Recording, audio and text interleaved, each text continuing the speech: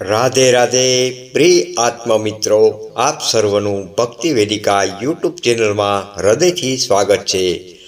આજની આ પવિત્ર યાત્રામાં આપણે આપણા અસ્તિત્વના મૂળભૂત સ્તંભો સમાન શરીર અને આત્માને જોડતા 7 મુખ્ય ચક્રોની રહસ્યમય દુનિયામાં પ્રવેશ કરીશું. આ ચક્રો માત્ર ઉર્જાના કેન્દ્રો નથી, પરંતુ આપણા ભૌતિક, માનસિક, ભાવનાત્મક અને આધ્યાત્મિક જીવનના સંચાલક પણ છે. મૂલાધારથી સહસ્ત્રાગાર સુધીની આ સફર આપણને આપણા પોતાના અંદર છુપાયેલી શક્તિઓ અને સંભાવનાઓનો પરિચય કરાવશે. ચાલો એક ઊંડો શ્વાસ લઈને મનને શાંત કરીએ અને આ અદ્ભુત આધ્યાત્મિક યાત્રાનો પ્રારંભ કરીએ. મૂલાધાર ચક્ર.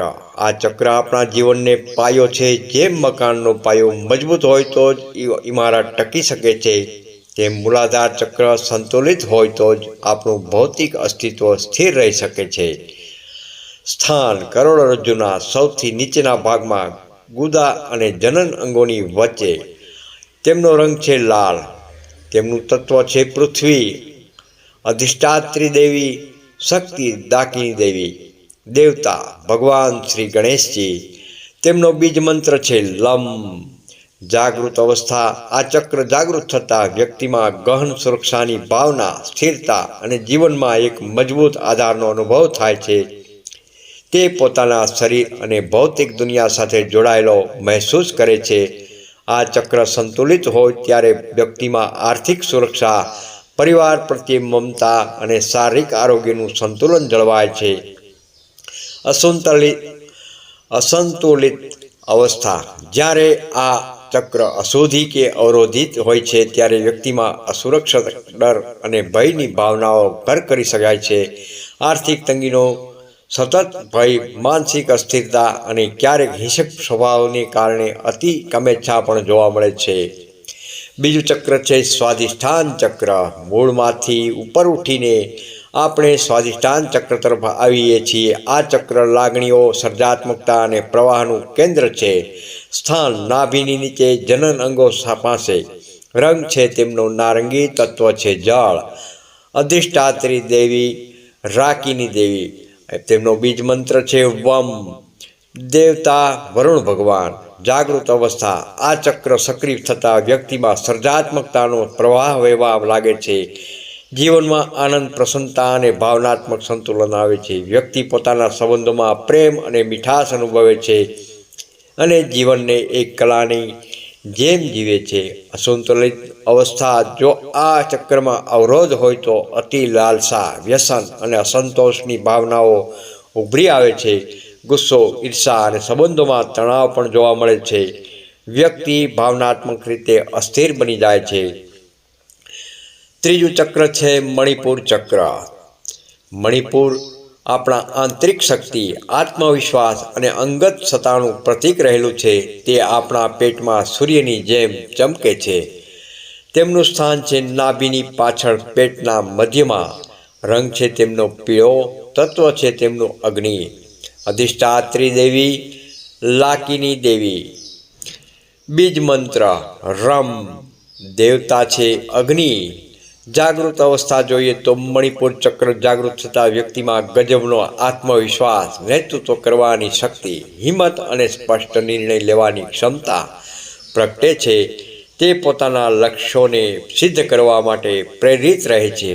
અસંતુલિત અવસ્થા જોઈએ તો અસંતુલિત અવસ્થામાં વ્યક્તિ અતિ અહંકાર, ક્રોધ, બે ઉપયોગી દંભથી પીડાય છે. તે ડરપોક બને છે અને જીવનમાં પ્રગતિ કરવામાં અવરોધ અનુભવે છે. ચોથું ચક્ર છે અનાહત ચક્ર. હૃદયના મધ્યમાં સ્થિત અનાહત ચક્ર પ્રેમ, કરુણા, દયાનું કેન્દ્ર છે. તે શરીરના નીચલા 3 ચક્રોને ઉપરના 3 ચક્રો સાથે જોડે છે. સ્થાન: હૃદયના મધ્યમાં. તેમનો રંગ છે લીલો. તેમનું તત્વ છે વાયુ. અધિષ્ઠાત્રી દેવી: કાકિની દેવી. તેમનો બીજ મંત્ર છે યમ.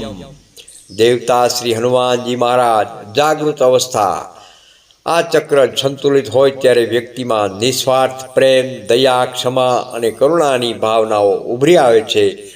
તે માત્ર પોતાના માટે નહીં પરંતુ સમગ્ર સૃષ્ટિ માટે પ્રેમ અનુભવે છે અને દૈવી પ્રેમનો સાચો અનુભવ કરે છે.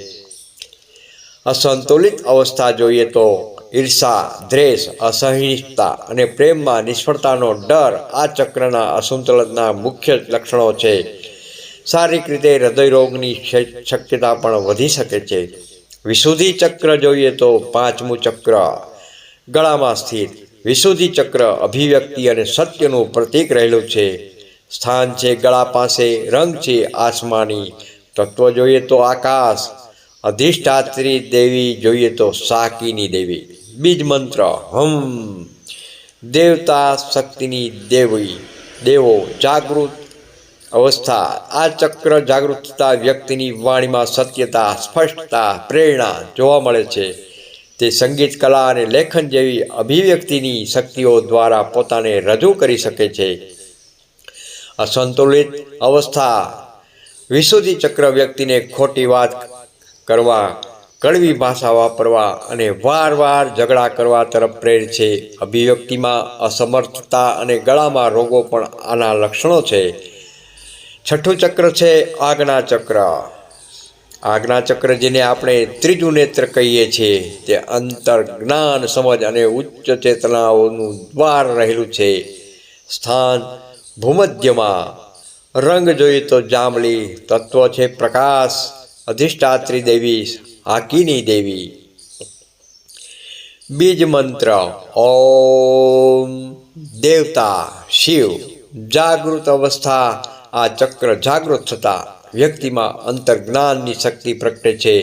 તે સ્વપ્ન સિદ્ધિ, ભવિષ્ય દર્શન અને આત્મજાગૃતિનો અનુભવ કરે છે. અસંતુલિત અવસ્થા ભ્રમ પેદા કરે છે, અતિશંકા પેદા કરે છે અને અવિવેકી વિચારો આ ચક્રના અસંતુલિતમાં લક્ષણો છે. શારીરિક રીતે માથાનો દુખાવો અને માનસિક અસંતુલન પણ જોવા મળી શકે છે.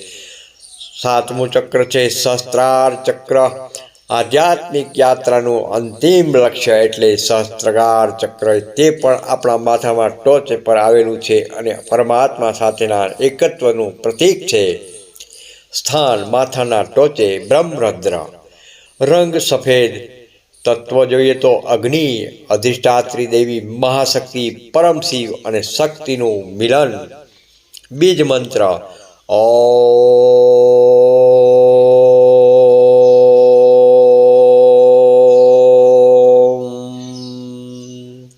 દેવતા સદાશિવ નિષ્કળ મંત્ર. જાગૃત અવસ્થા. સહસ્ત્રાર ચક્ર જાગૃત થતા વ્યક્તિની પરમાત્મા સાથે એક તત્વનો અનુભવ કરે છે. તે નિર્વાણ, પરમાનંદ, દેવી શાંતિ અને પ્રકાશનો અનુભવ કરે છે. આત્મા અનંત સાથે લીન થાય છે. અસંતુલિત અવસ્થા જોઈએ તો મોહ, અજ્ઞાન અને આધ્યાત્મિક તોડફોડ આ ચક્રના અસંતુલનના લક્ષણો છે. વ્યક્તિ આધ્યાત્મિક જ્ઞાન હોવા છતાં અહંકારથી પીડાય છે. ઉપસંહાર જોઈએ તો આ સાત ચક્રો આપણા શરીરના માત્ર ઉર્જા કેન્દ્રો નથી, પરંતુ આપણા જીવનના દ્વાર પણ છે. દરેક ચક્રને શુદ્ધ રાખી તેના બીજ મંત્રનો જાપ કરીને અને તેના અધિષ્ઠાત્રી દેવી દેવતાની ઉપાસના દ્વારા આપણે જીવનને સંતુલિત કરી શકીએ છીએ. મૂલાધારથી સહસ્ત્રાર સુધીની આ યાત્રા ખરેખર આપણા આત્માની પરમાત્મા સાથેના મિલન સુધીની યાત્રા છે. આ યાત્રાને સમજવાથી જ મનુષ્ય સાચું આત્મજ્ઞાન પામે છે અને પરમાત્મા સાથે એક તત્વમાં લીન થઈ જાય છે. હર હર મહાદેવ. રાધે રાધે. જય શ્રી કૃષ્ણ. તમને આ વિડીયો ગમ્યો હોય તો લાઈક કરજો, શેર કરજો.